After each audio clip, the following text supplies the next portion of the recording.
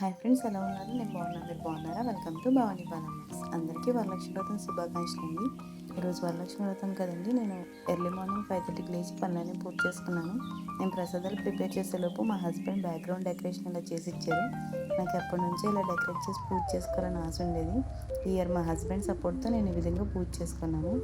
5 రకాల ఫ్రూట్స్, 5 రకాల ప్రసాదాలు, శారీ, బ్యాంగిల్స్, కలశంతో లక్ష్మీదేవి అమ్మవారికి ఈ విధంగా పూజ చేసుకున్నాను.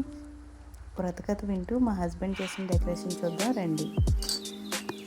గుర్రాలు, ఏనుగులు మొదలైన వాహనాలలో వారి ఇళ్లకు బయలుదేరారు.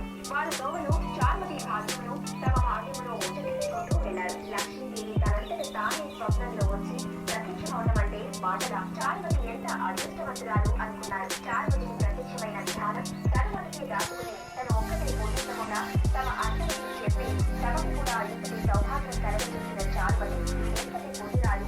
అలాంటి ఆమె పరిచయం కలిగి ఉన్న తామెంత భాగ్యవంతులు అని ఎంతో మురిసిపోయారు.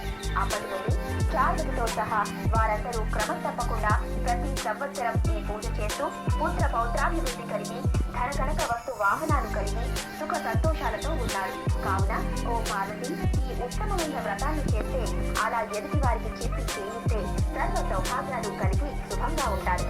ఈ కథను విన్నవారికి చదివిన వారికి కూడా